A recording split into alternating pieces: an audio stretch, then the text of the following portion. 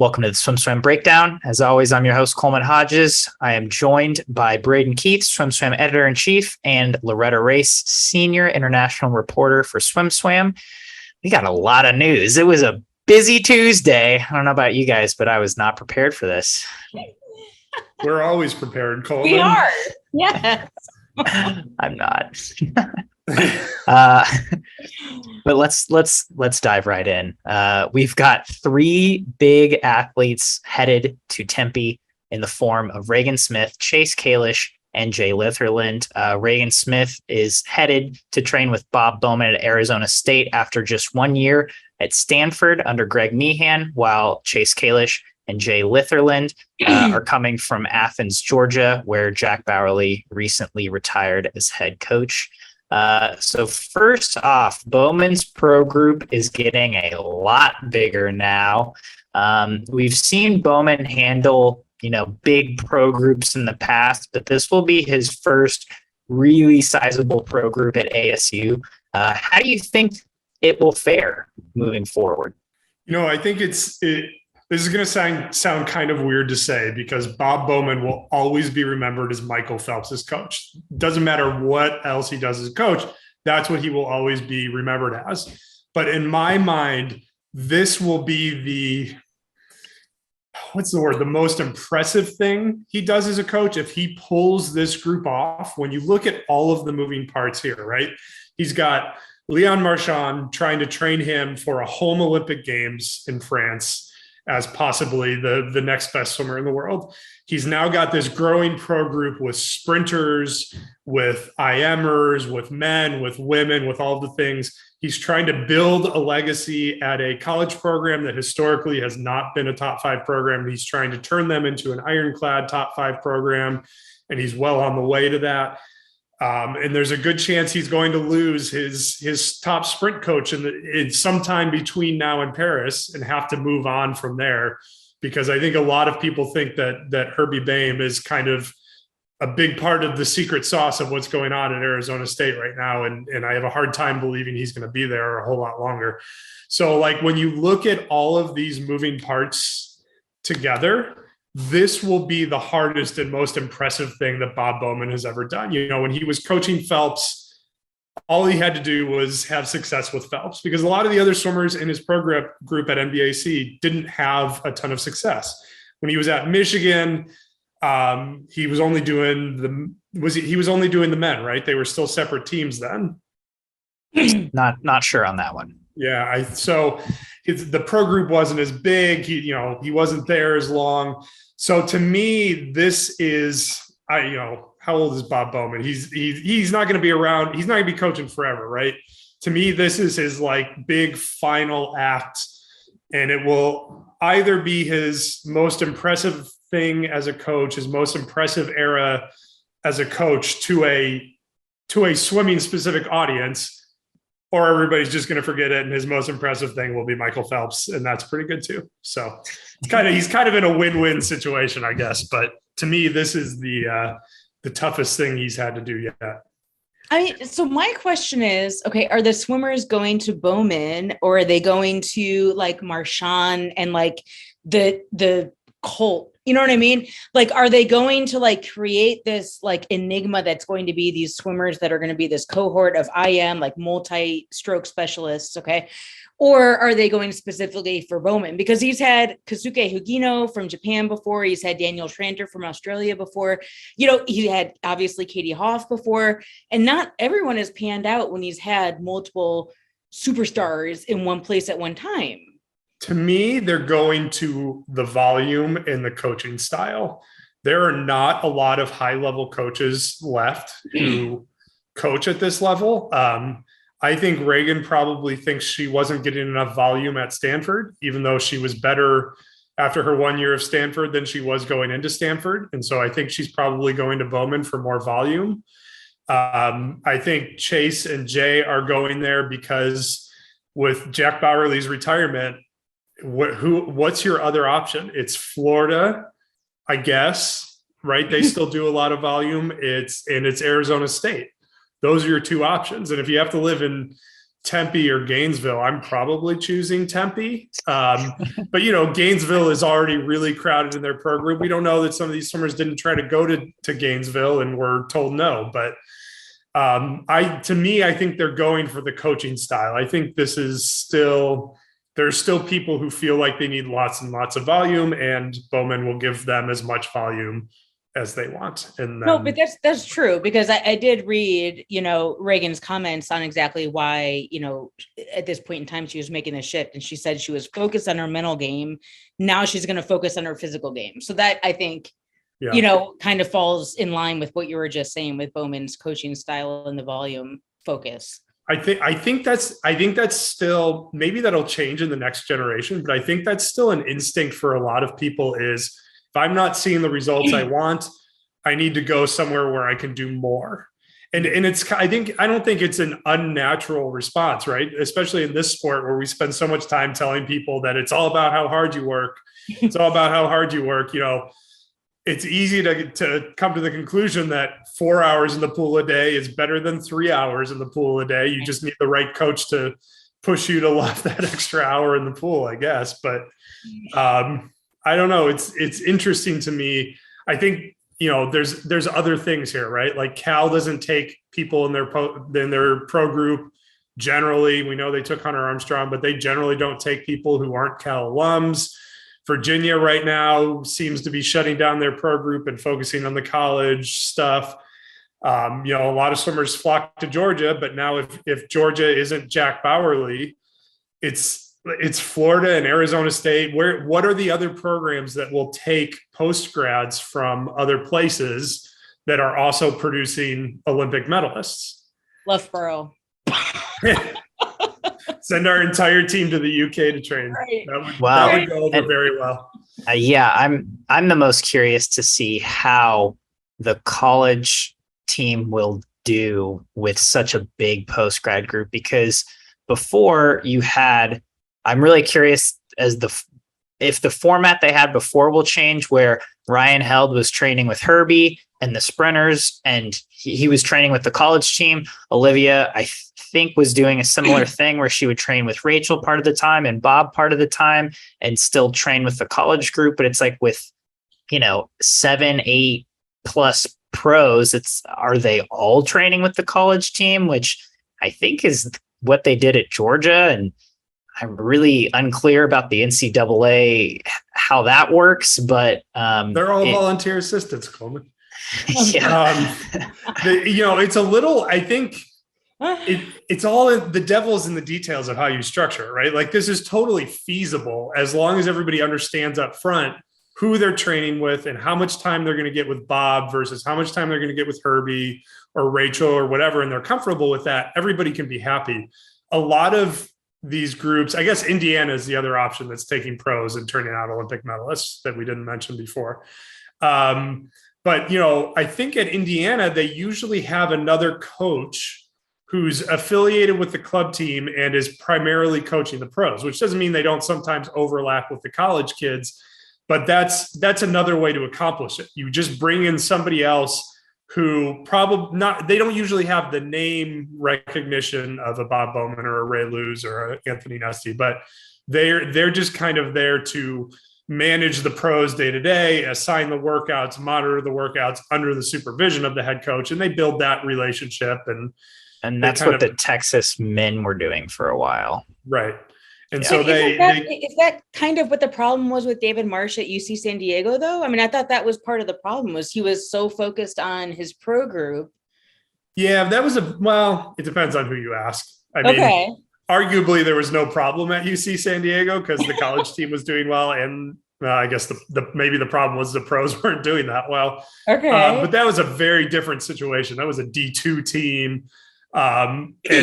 And anybody who went into that situation believing that Dave Marsh was there because he was passionate about Division II swimming was deluded. I mean, it was a good setup for him. He liked being outside in the sun in San Diego and coaching his pros in a dedicated pool space. So that's why that situation existed.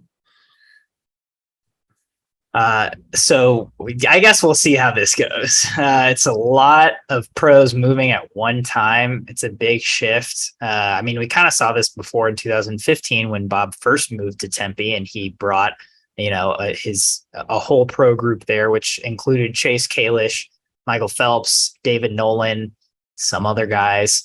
I'm curious. Who? Allison Schmidt. Allison Schmidt.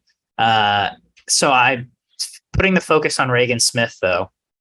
I am curious what makes this a success for her, especially with, as we've seen in the past, when females leave college early, it doesn't always equate to best times historically across the board, especially in long course meters. So what do you think would be a success, or what do you think would make this a success for Regan? Oh, I think this is another part of what makes it hard. I think Regan comes across to me as somebody who does well under the support system of a college team, under the support system of a team, under the protections a university offers. Sometimes I think she and Chase has this problem too, at least publicly, can exude some dourness is maybe a word for it, or some sulkiness. We've seen Chase's interviews where he wins a national title and is just angry about his time, whatever. So to me, success for this whole experiment is about keeping their attitudes positive and figuring out how to get them in a structure that works for their personalities. Because, now Regan, what is it? Regan Smith Enterprises LLC is now the entity, right? Like your name is now on the letterhead. And when it doesn't go well, you've made this choice to go train with Bob Bowman, right? Like you've made a very different kind of a choice. And so the weight of that decision could mean that the consequences fall on you, for better or for worse. So, if there's a transition period, there's always a transition period when you change coaches. And so keeping everybody positive and happy during that transition period, obviously Bob knows how to work with Chase, right? Like they've been working together for 15 years or 20 years, however long it's been forever. But Regan's a new personality coming in there, and Bob's going to have to figure out how to manage that. And Bob knows how to manage challenging personalities or different personalities, whatever the word is. And this is not like a negative about Regan. It's just some people react differently to different things. Some people react differently to adversity, to disappointment, whatever. And Bob's going to have to figure out how to manage that with a swimmer that has a lot of expectations, both internally and externally. I think she expects a lot from herself, and I think the public expects a lot from her. So he's going to have to manage that. And what does success look like for her? It's got to be an Olympic gold medal, an individual Olympic gold medal, right? She's got the rest of it. She's achieved the rest of it, and she wasn't happy. Well, I don't know, happy, whatever you want to say. She's achieved everything but the individual Olympic gold medal, and she still decided to make a change. Right. So what could she be chasing besides an individual Olympic gold medal? And the backstrokes are going to be hard. The 200 fly is doable.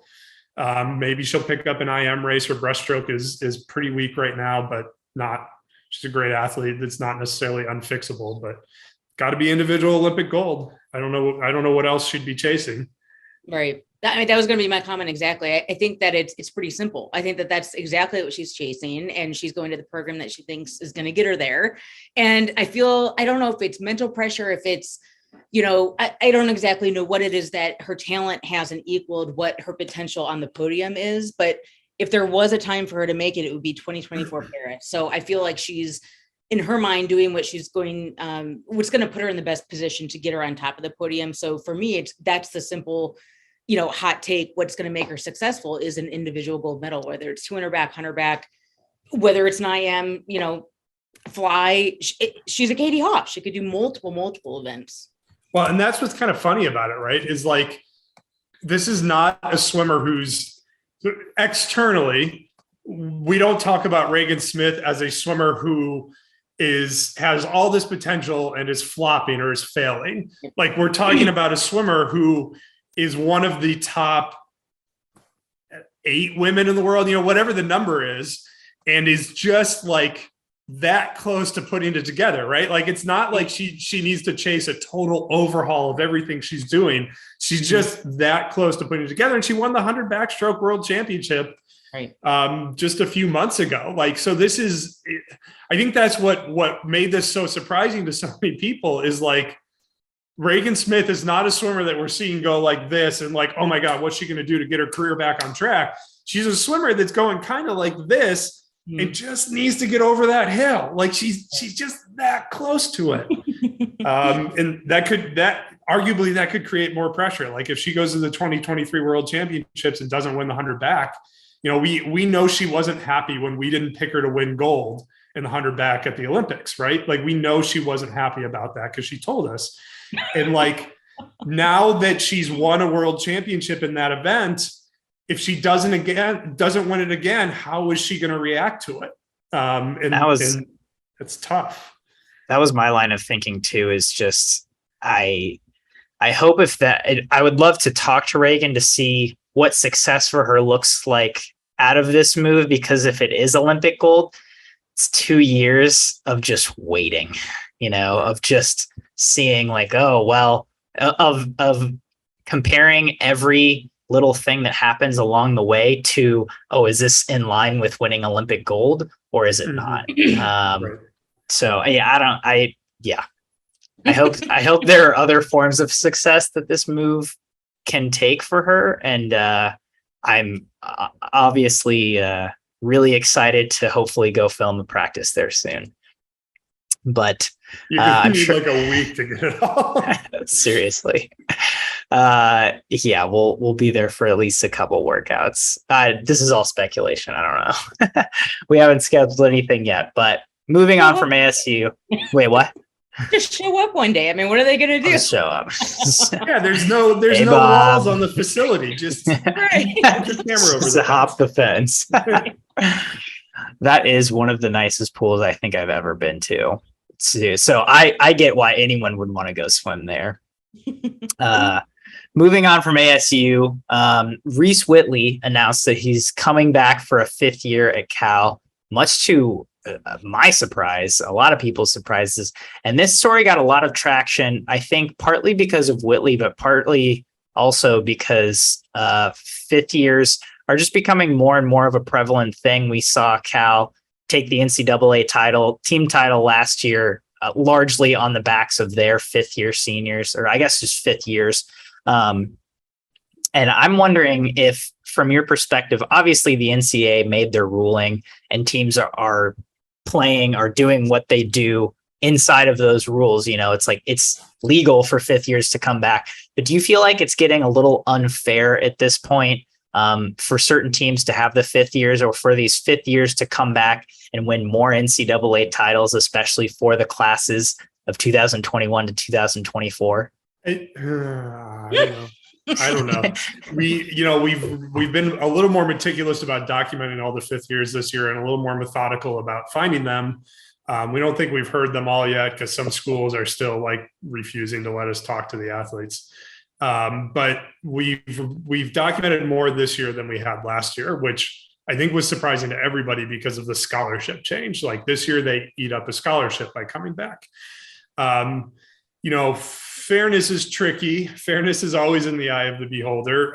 It's not uncommon for swimmers to still be in school after their 4 years of eligibility, either finishing undergrad or starting a grad degree. So from that perspective, it's good. I would be annoyed if I was a freshman, sophomore, high school senior who's trying to get in on this. Bob, talking about Bob Bowman, this is in some circuitous way all Bob Bowman's fault, right? Because people forget that, like, the instinct of the public is that these 5th years were awarded to somehow make up for the crappy COVID season, right? But that was never the purpose. The purpose was to incentivize them to not skip the crappy COVID season. So like if you're telling them in summer 2021, oh, you're going to have this fifth year if you just promise to swim this year, it wouldn't be fair to stop either, right? Like that was the carrot to get all of these teams and these athletes to not just stay home and train. So like fairness to the high school seniors, yeah, I can see that argument. Fairness to the kids who stuck it out through the difficult season, I can see that argument too. So, you know, fairness comes from a lot of directions, and whatever, it is where it is. It gives us all something exciting to talk about. People love college swimming. People love bickering about college swimming. So I think it's a net good for the sport. NCAAs were super exciting last year with the fifth year.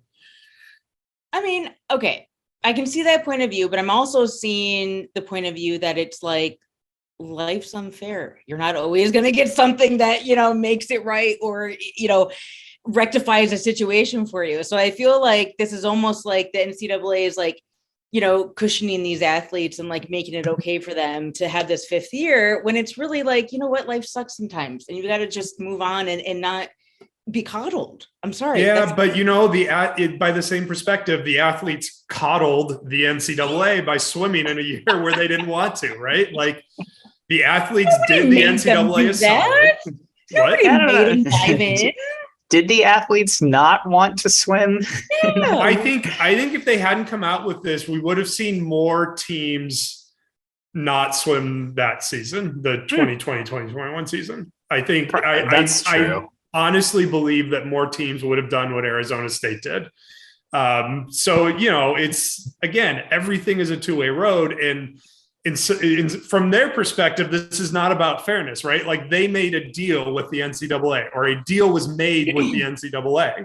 Swim this year and we'll give you another one at the end. So like, to me, that's contractual as much as fairness. It's an obligation. Hmm. I don't know. I think it's fun. I like it. You would. I don't want it to stay forever because it's kind of like a headache for reporting, you know? Yeah, at this point it is getting a little tedious, but well, the angle to me that's interesting is the fifth years who are transferring, especially the mid-major stars. They finish out their degree. They feel like they've done their duty to the school they did their undergrad at. They've given them the 4 years they promised them, and then they transfer to a big school. To me, that's sort of the most interesting part of this, you know, as compared to just Reese Whitley hanging around at Cal for an extra year or whoever else. Doesn't that kind of like violate the contractual thing that you just talked about? But their deal was with the NCAA, not with their schools. Oh. Honestly, I would love it if that just became a normal thing. Like you can have 4 years of eligibility at one school, and then if you get a master's somewhere else, you can have another year at that school. Chaos. I think that would be awesome. We always root for chaos at SwimSwam. You get to write those up, Coleman. Okay, never mind. I take it back. All right, moving from college to high school. I talked to Katie Grimes recently, and this generated a lot more hubbub than I would have thought. But she did say that her and her coach, Ron Aiken of the Sandpipers of Nevada, did decide that she would not be fully tapering until 2024, which, what does that even mean? People get, this word is so divisive, right? But the question here is this a good tactic for a 2-year cycle when you're looking at the 2024 Paris Olympics? Is actually not fully tapering a good tactic? No, definitely not. But I also don't think this is what's really happening. Like, I don't think we understand enough about taper.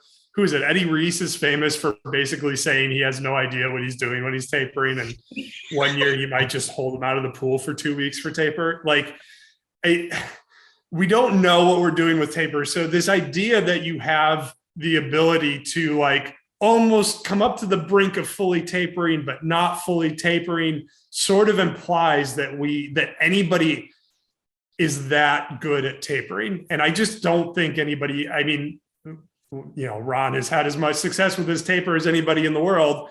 but he's also changing it, right? Like it's back to, it's like what we were talking about with Regan, like your swimmers are doing so well and then you changed it anyway. And so like, if you're having success and you change it anyway, the whole, well, he knows what he's doing thing almost goes out the window because he's doing something different. So as good as he got at doing it the way they were doing it, is he going to be as good at doing it the new way? I don't know. I guess we'll find out. But I think a lot of this is psychological, especially when you're working with teenagers. Teenagers who can sometimes know enough to be dangerous, but not enough to really know what's going on. And you can kind of tell them whatever you want, right? Like the famous example is the fast stopwatch. If you stop their split 3/10 early, they're going to go tell their friends that they were splitting 19 ones in practice. And their friends are going to say, oh, you're amazing. You're going to go at 18.5 when you're tapered. And so like any coach who's ever been a good coach has told a little white lie about their training to his athletes, his or her athletes. Like I guarantee you that every swim coach on earth has told little white lies about training to their athletes. So maybe this is some of that. Maybe they'll learn something new. Maybe they don't need a full taper, or maybe full taper means something different than they thought it meant. But I just keep going back to like, because the side conversations that are happening about this, and somebody who's very knowledgeable about the Sandpipers training keeps popping up in the comments to explain what they actually mean. I'll give you 5 guesses who it is, and I'm sure one of them will be right. And they're like, oh, it doesn't mean she's not going to rest. It just means she's not going to fully taper. And I'm just kind of like, yeah, whatever. Yeah, I mean, for me, there's 2 points. I think one is what you hit on the head is that it's almost insulating her. So in the sense that if she has like a less than par, performance, or something's not up to what they were expecting, they can kind of attribute it to not being fully tapered. So I think that's part of it. But I also think part of it from a fan perspective is kind of what's wrong with swimming is like, okay, if I'm a Katie Grimes fan, if I go to a meet, okay, she's not going to be on the ball. She's not going to throw it on a fast time for like 2 years. So when you go to like an NBA game or, any other professional sport, your athlete is going to be on their A game the entire time, going to be trying to score as many points, whatever. And now you're saying, my favorite swimmer, if she's Katie Grimes, isn't going to like do anything fantastic for 2 years. So from a fan perspective, that kind of sucks. Yeah. Well, and it also begs, I thought swimming was going in the opposite direction, right? Like I thought everybody had figured out that little drop tapers more often wound up being better. Yeah. Like didn't it feel like that was the direction we were going for a while? Yeah. It did. Both in the US and then coincidentally the ISL left and people started going back to, all that matters is the Olympics. Sometimes I hate swimming. I know. Yeah, I mean, it did. It felt like the culture was changing, and I agree that I think this is more of a mental thing, and I think to me what Katie was emphasizing is that like her focus is on the Olympics, and that next year she will, try to make the world championship team. She will try her best at world championships, but it won't be the end all be all for her. That will be the Olympic Games the following year. Which I think is like a healthy mindset in some respect. Like it's healthy to say, oh, I'm not gonna lose my mind if I have a bad world championship in 23. I'm not gonna lose my mind if I have a bad world championship in 24. But if you get to the end of the road and you've said, the only reason I had that mindset about worlds in 2023 was because all I cared about is the Olympics, and then the Olympics don't go well, that's a big crash at the end of that road. Which is true, which I am confident Ron knows how to handle that as well. I mean, I think he's been working. Will she still be there in Paris? Mm-hmm. Yeah, that will be after her senior year of high school. Okay. Yeah. So, I mean, that timing couldn't have worked out any better for that situation. So we're going to stay on Paris, and we're going to the opposite of everyone leaving to go join a pro group. Spoke with Ariarne Titmus after the Com Games. She said she's more motivated than Tokyo. I'm wondering if, from your perspective, has she hit her peaks in terms of best times? And do you see her repeating as 200 and 400 Olympic champion in Paris under the same coach she's been with for forever, Dean Boxall? I get kind of annoyed by swimmers who put so much pressure on themselves and then turn around and blame the media for the pressure they feel. It reminds me of Caleb Dressel's last Instagram post before the World Championships, where can't shouldn't be in your vocabulary. And like, that's when whenever he talks about whatever happened, he will take the complete opposite tact of that. Right. So like these platitudes that athletes give themselves, to me, is a big part of the pressure. And I just, I feel like they're talking out of both sides of their mouth sometimes. In terms of whether I think she's peaked in her times, I don't know. I feel like she can be better in the 200. I think she can be better in the 200. I don't know if she'll get better in the 400. She can shave. Okay.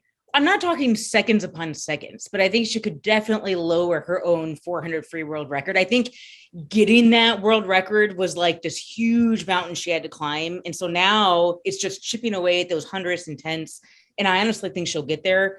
The 200 free, I totally agree with you. I think that is going to be a world record for her eventually. I honestly think it's going to be Paris.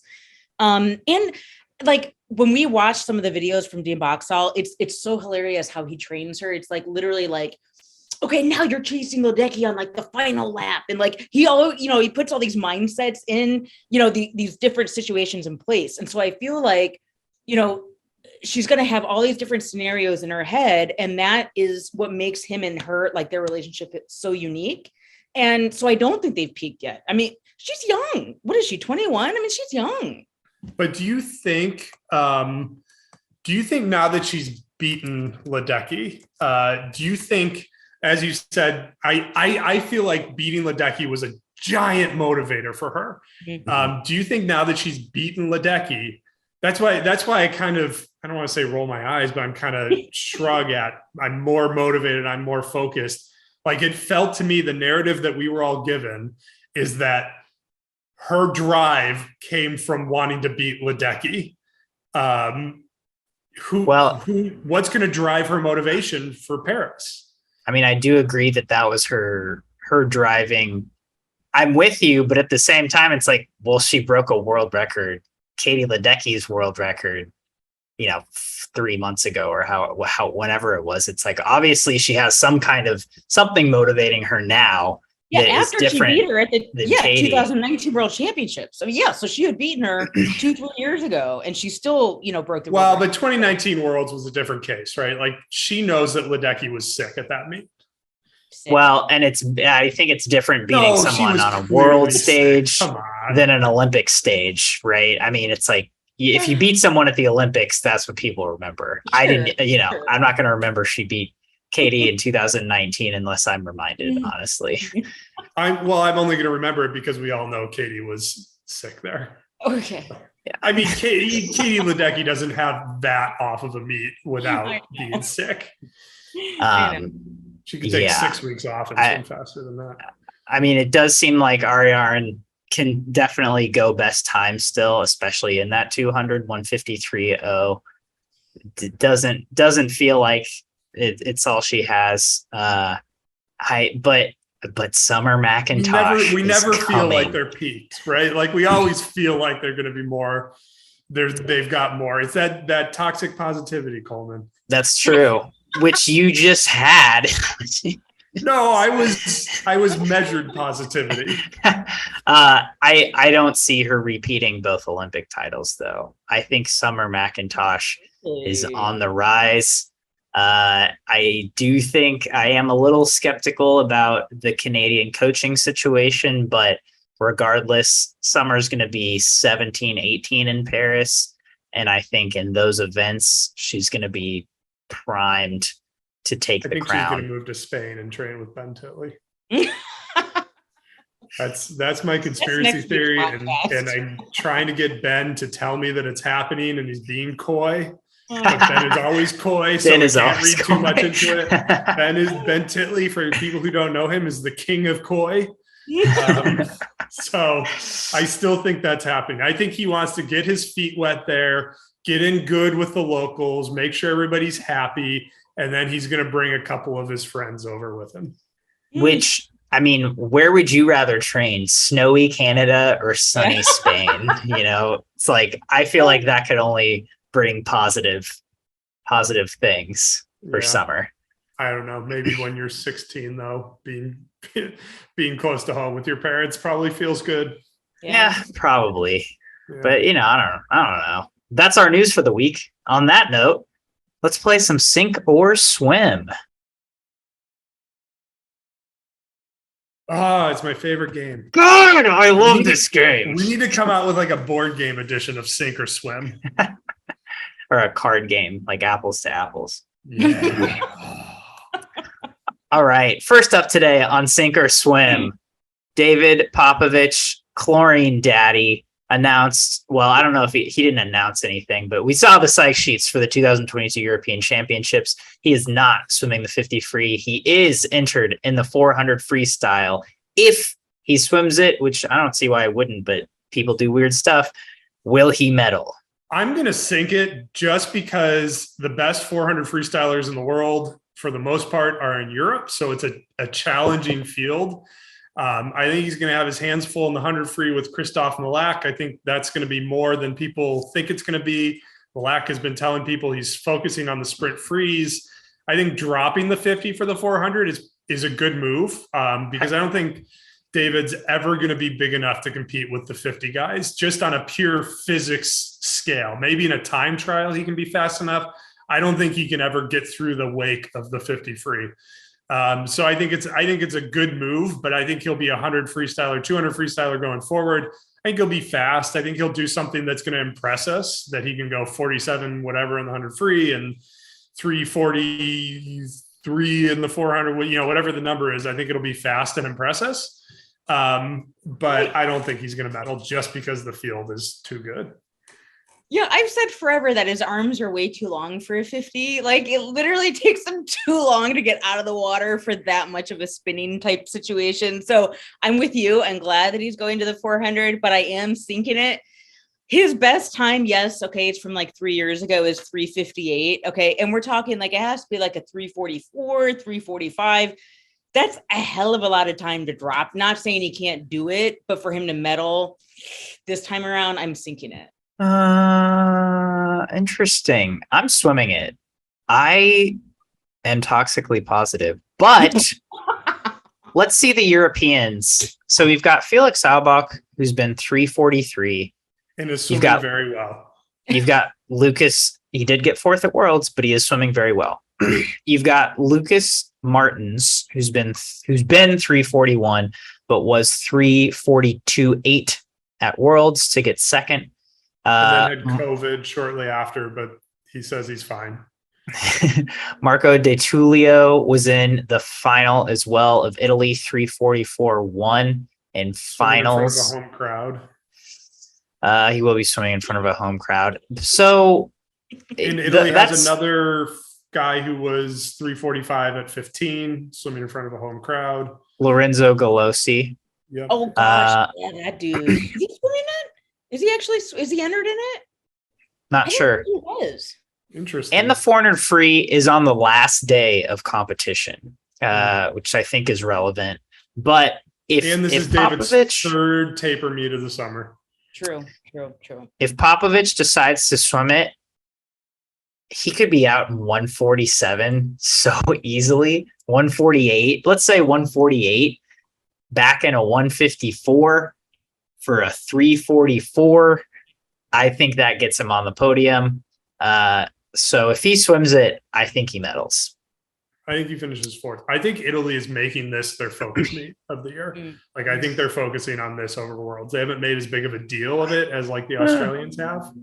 I mean, Italy did really well at Worlds.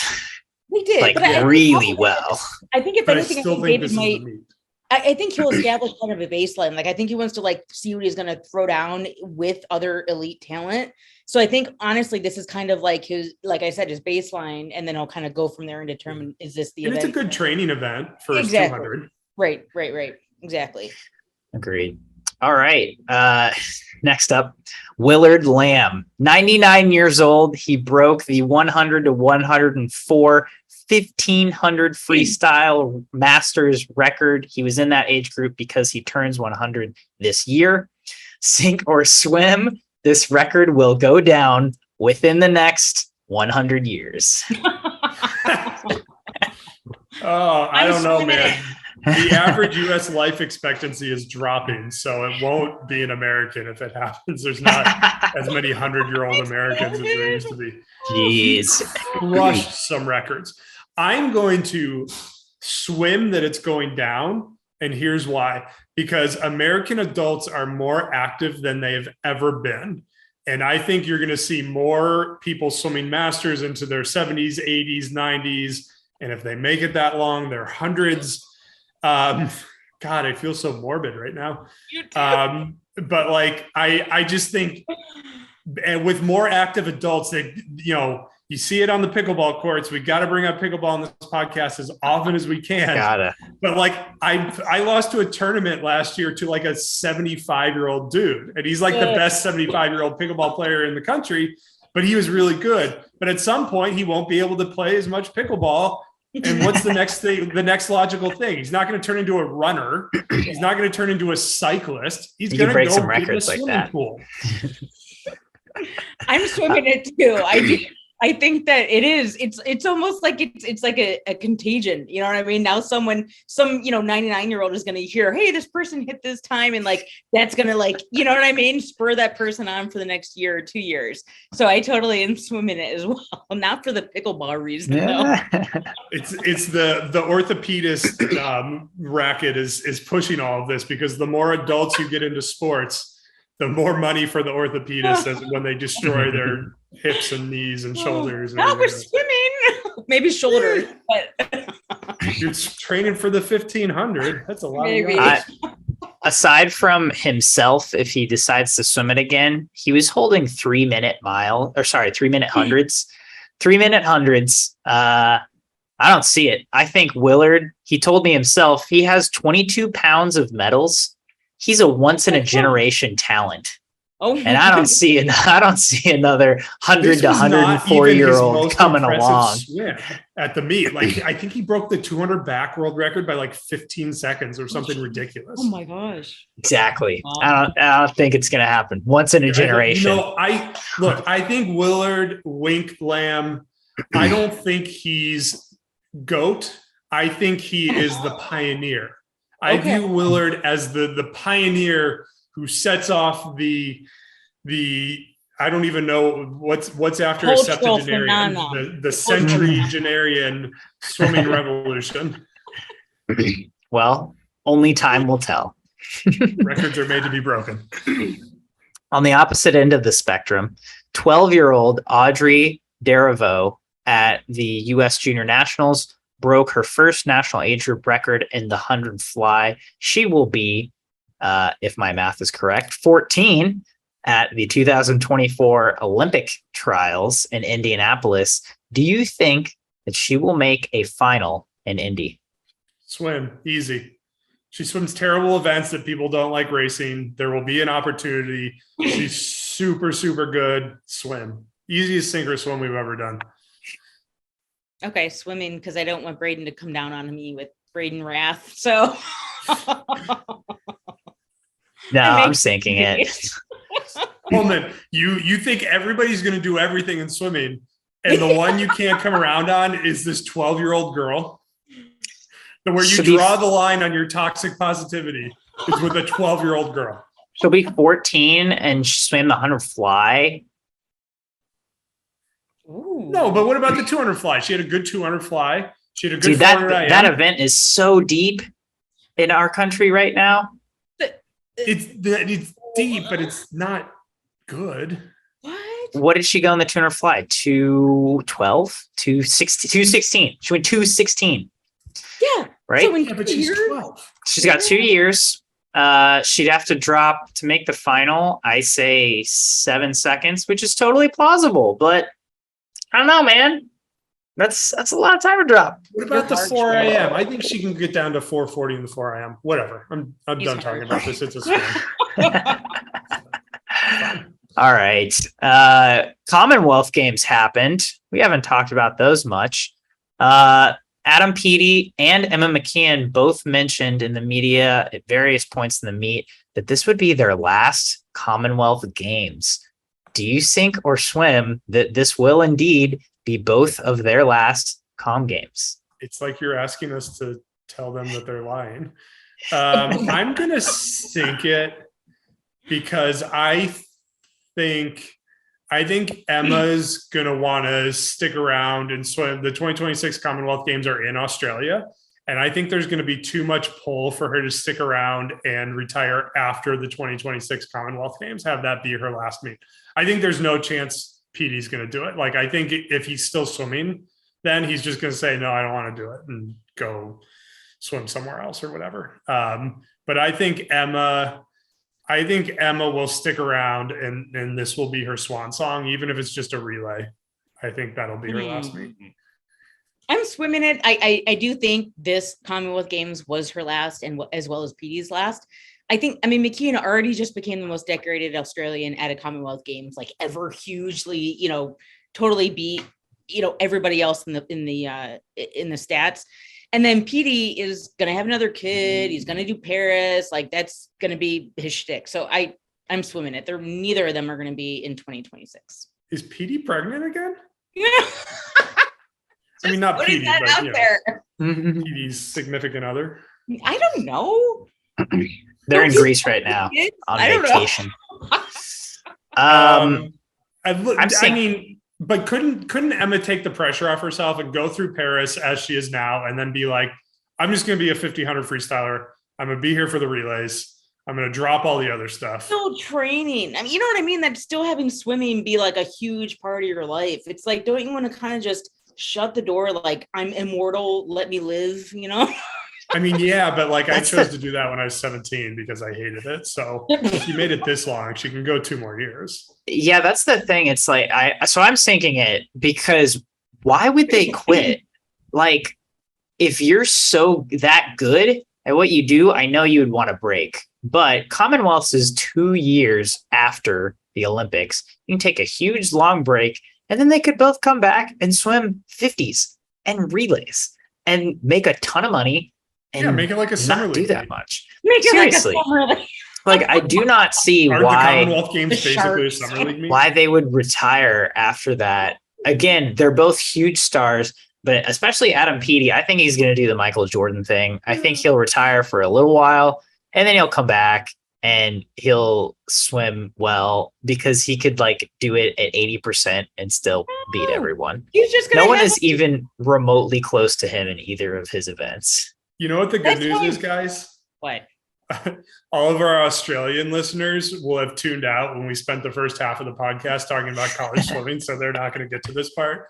So we're not going to have to listen to the fallout of this conversation. Oh my gosh. Peaty's going to make too much money off his clinics. He wants to be this immortal dude, so he's not going to mess that up by like potentially not winning again in 2026. He's not doing it. So sorry, Coleman. All my sink or swims are wrong today. Yes, they are. They usually are. We should do a sink or swim scoreboard, just like a special episode where we go. That would be awesome. All right, last up on sink or swim. This is a personal sink or swim. We're still on Com Games. For you, who is a swim of the meet and who is a sink of the meet? Who surprised you the most, or who are you most pleased with, and who was maybe your biggest letdown, or someone who underperformed your personal expectations? Loretta, this is your world. I'm going to let you go first. All right. So I identified Brody Williams as my breakout star of Commonwealth Games, and he did me proud. He did the 200 back on this show. Yes, he did. He did get the gold. 156.4, very, very solid time. So he was my. Yeah, you didn't draft him. No, I didn't. Well, she didn't want to win. And by the way, Braden, you beat me by 2 points. That was it. I beat you by 2 points with Peaty and oh my, I can't wait for the next draft. Okay. Anyway, my letdown on the subject of Peaty, I didn't think he was going to throw down like a 56, 57, like anything monumental like that, but I thought he would at least get on the podium. So for him to get fourth, honestly, that was a letdown for me. I mean, even Peaty on like his B, C game typically can at least get a bronze. So I was surprised by that. Yeah, that was a bummer, especially for Braden, who I can't even, he won, so it doesn't matter. But, are you going now? I'm going. I'm ready. Okay. Now I am. My star performer is Lara van Niekerk, coming out of South Africa, where in 2016, their women's swimming program was basically dead in the water. And now they have two different women on the top of the podium at the Commonwealth Games, could be world champions next year. I just think that's thrilling to see. I think the letdown was, I always get the two guys mixed up. My letdown has to be Daniel Jervis. I think he was like a clear and away favorite in the 1500 free. He wound up scratching it. We know he had some health issues and that was the cause. But that was the most disappointing to me because he seemed like coming into the meet, he was a strong favorite for at least one gold and multiple medals. And it didn't work out that way. Mm-hmm. That was a bummer. And he was on your team. Yeah. Both my people were coincidentally on my team. Lewis Clarebert. When we need him. Lewis Clarebert was definitely my swim. He won the 4 IM, which I had hoped for, but I think that was kind of anticipated, understandable. But he also won the 200 fly. Big, and medaled in the 2 IM. So he had a fantastic meet overall. And my sink of the meet, my biggest disappointment was Freya Anderson. She's just always right there, but never on that podium. I'm just bummed for her. She was 5th in the 100, 4th in the 200 freestyles. So it's like she helped out England's relays a lot, but it's just right there, but not quite on the podium. Guys, I'm going to change my sink. Daniel's off the hook. My sink is Ben Dornan. His performance was the most disappointing to me. Again, he created the game. He set up the draft. He drew the names, and he was at the meet. That's true. That's true. When we create a trophy for these little competitions, we need to call it the Ben Dornan Trophy to honor his contributions to the fantasy drafts. Oh, and with that is our week's news in swimming. Tune in every week to the SwimSwam Breakdown for your week's news in swimming.